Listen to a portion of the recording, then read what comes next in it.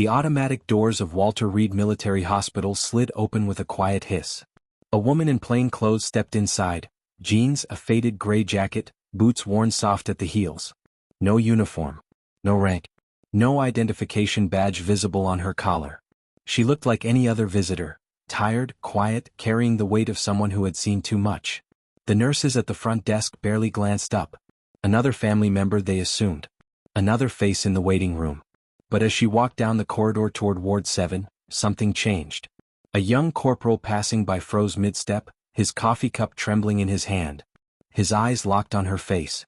Then, without a word, he snapped to attention and saluted. The nurse behind the desk looked up, confused. Before anyone could ask why, a staff sergeant in a wheelchair stopped rolling, straightened his shoulders and saluted too. One by one, every soldier in that hallway stood. Some on crutches. Some with bandages still wrapped around their arms. They stood, and they saluted a woman whose name wasn't on any door, whose rank wasn't on her chest, but whose face every combat medic in the army knew by heart. Her name was Dr. Sarah Monroe. But to the soldiers who walked those hospital corridors, she was simply Document. No rank needed. No title necessary. Just Doc. The woman who had spent 7 years embedded with forward combat units in Afghanistan. The woman who had pulled dying soldiers from burning vehicles, who had performed battlefield surgeries under enemy fire, who had whispered prayers over young men who would never see home again. She had left the army 3 years ago. Quietly. Without ceremony. She had traded her combat fatigues for civilian clothes, her field medical kit for a simple backpack, and the chaos of war for the stillness of a small apartment in Virginia. She worked part-time at a veterans clinic now, helping those who came home but never really left the battlefield. Most days she blended into the background. Invisible. Unremarkable. Exactly the way she wanted it. But today was different. Today she had received a letter. A handwritten letter from a young soldier named Private Daniel Cross, a name she hadn't heard in 3 years but would never forget. The letter was simple and direct. Doc, I'm at Walter Reed. Room 712. I don't know if you'll remember me, but I remember you. I wouldn't be here without you. If you're ever nearby, I'd like to say thank you. Face to face. She remembered him. Of course she remembered him. She remembered all of them. Every face. Every name. Every wound. Every soldier she had fought to keep breathing when the world around them was trying to tear them apart. The moment Sarah stepped into the hospital, the sterile smell of antiseptic hit her like a wave of memory. It triggered the same instincts. Her eyes scanned the room automatically. Exits. Entrances. Who needed help? Who was in pain? Old habits died hard. She moved through the lobby without drawing attention, head down, hands in her pockets. A mother sat near the window clutching at tissue, eyes red from crying. An older man in a veteran's cap leaned on a cane, staring at nothing. 2 nurses chatted quietly by the elevator. No one noticed her. She preferred it that way. But the moment she turned the corner into the main corridor, everything changed. The young corporal with the coffee cup was the first. He had been scrolling through his phone, barely paying attention when he looked up and saw her face. His entire body went rigid. The coffee cup slipped from his hand, splashing across the floor, but he didn't move to pick it up. His right hand shot to his forehead in a salute so crisp, so immediate, it was as if his body had recognized her before his mind caught up. Sarah stopped. She hadn't expected this. She gave him a small nod and started to walk past him. But he didn't lower his hand. He held the salute, eyes locked on her, breath shaking slightly. Then the staff sergeant in the wheelchair saw her. His name was Hector Ruiz, and his legs had been shattered by an IED 2 years ago. He had been rolling toward the physical therapy wing, lost in his own thoughts, when he caught sight of her profile. His hands froze on the wheels. His mouth opened, but no sound came out at first. Then, quietly, almost reverently, he whispered, "Doc?" Sarah turned. Their eyes met. And in that instant, she saw it all. The dust, the blood, the frantic moments when she had knelt beside him in the dirt, hands pressed against his torn legs, telling him over and over that he was going to make it, that his wife was waiting, that his daughter needed her father. Ruiz straightened in his chair as much as his injuries allowed and saluted.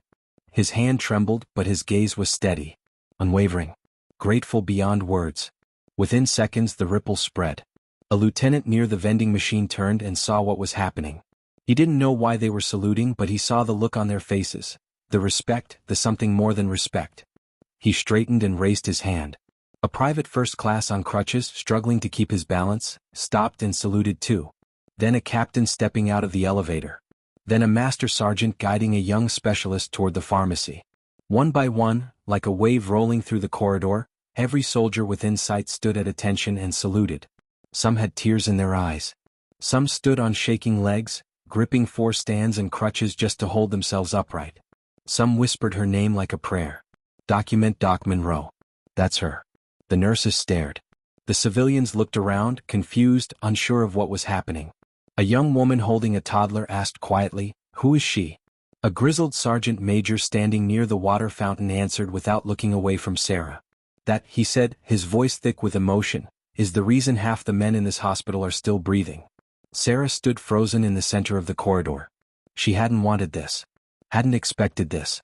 She had come here quietly, anonymously, to see one soldier, to answer one letter. But the moment stretched, suspended in silence, as 24 soldiers held their salutes. She felt the weight of it. The gratitude. The respect.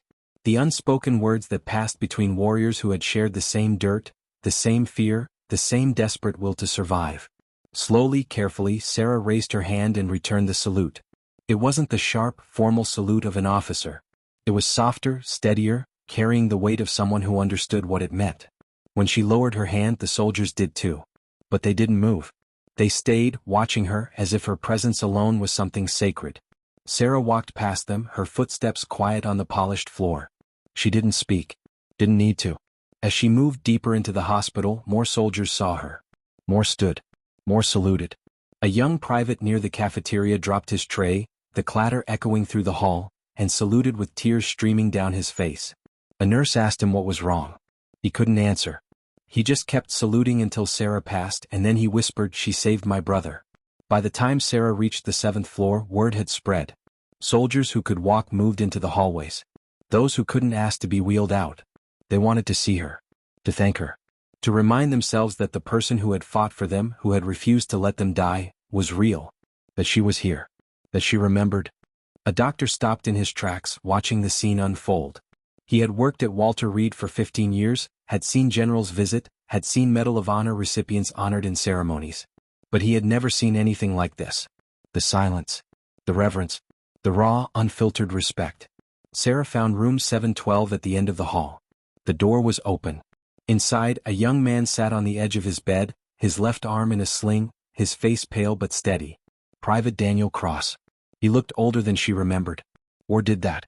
It aged people in ways that had nothing to do with years. When he saw her standing in the doorway, his eyes widened. He tried to stand, wincing as his ribs protested, but Sarah shook her head gently. "Stay," she said softly. "You've done enough standing for one day." Daniel's voice cracked when he spoke. "You came." "Of course I came," she said. She stepped into the room and closed the door behind her. "You wrote." I answered. Daniel looked down at his hands, struggling to find the words. "I wanted to thank you," he said finally. 3 years ago, I was bleeding out in a ditch outside Kandahar. I couldn't feel my legs. Couldn't breathe. I was sure I was done. He paused, swallowing hard. And then you were there. You didn't panic. Didn't hesitate. You just fixed me. Kept me alive. Talked to me the whole time like we were sitting at a coffee shop instead of getting shot at. Sarah sat in the chair beside the bed. You did the hard part, she said. You held on. You fought. Because you told me to, Daniel said, his voice barely above a whisper. Because you wouldn't let me quit. They sat in silence for a moment, the kind of silence that didn't need filling. Outside the door, Sarah could hear the quiet shuffle of boots, the murmur of voices. Soldiers waiting. Watching. Hoping for a chance to say thank you to the woman who had saved their lives or the lives of their friends. Daniel noticed it too. They all know you're here, he said. Word travels fast in a place like this. Sarah gave a small smile. I didn't mean to cause a scene. You didn't cause anything, Daniel said firmly. You just reminded us what courage looks like. Sarah stayed for 20 minutes. They talked about his recovery, his family, his plans for the future. She didn't ask about the mission that had landed him here. He didn't offer. Some things were better left in the past. When she finally stood to leave, Daniel stood too, slower this time, but steady. He extended his hand. Sarah shook it, her grip firm and warm. Take care of yourself, Cross, she said. I will, Doc, he replied. And thank you. For everything. She nodded once, then turned and opened the door. The hallway was lined with soldiers. They stood at attention, silent and still, forming a corridor of respect. Sarah paused, taking it in, feeling the weight of what this moment meant to them. To her. She walked through them slowly, meeting eyes, nodding to faces she recognized, offering quiet words to those who needed them. "You're doing great, Simmons. Keep pushing, Torres. Proud of you, Williams." Each word was a gift. Each acknowledgement a reminder that they mattered. That they were seen. At the elevator, a young specialist stepped forward. She was no older than 22, her arm in a cast, her face marked with fading scars. "Ma'am," she said, her voice shaking. "I don't know if you remember me. Camp Leatherneck. 2 years ago. Mortar attack." Sarah studied her face. Then it clicked. "Rodriguez," she said softly. "You were the one who kept pressure on your friends wound until we got there." Rodriguez nodded, tears spilling over. "You told me I saved his life. But you were the one who saved both of us." Sarah reached out and squeezed her shoulder. "You did good, soldier. Real good." Rodriguez couldn't speak. She just saluted, holding it until Sarah returned it and stepped into the elevator. As the doors closed, Sarah saw them still standing there. Still saluting. Still watching. The elevator descended in silence. When it reached the lobby, Sarah stepped out and walked toward the exit. The civilians moved around her, oblivious, caught up in their own worlds. But near the door, an older man in a veteran's cap looked up. He didn't know her. Didn't recognize her face. But he saw the way the soldiers on the upper floors had looked at her. He saw the respect. He stood slowly and gave a nod. A simple gesture. But it carried weight. Sarah nodded back and stepped outside. The afternoon sun was bright and warm.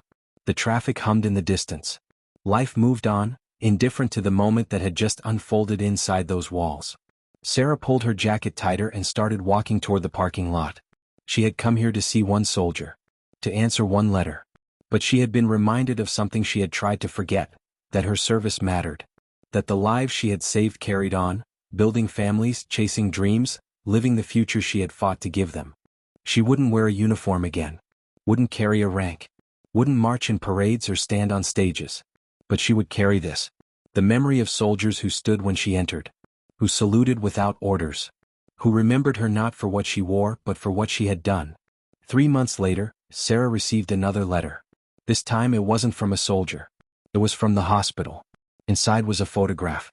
24 soldiers standing in the main corridor of Walter Reed, holding a banner that read, "Thank you, Doc Monroe. We stand because you knelt." Beneath it, every single one of them had signed their name. She hung the photograph on her wall. Not as a trophy. Not as proof. But as a reminder. A reminder that true rank isn't worn on a sleeve. It's earned in the dirt. In the blood.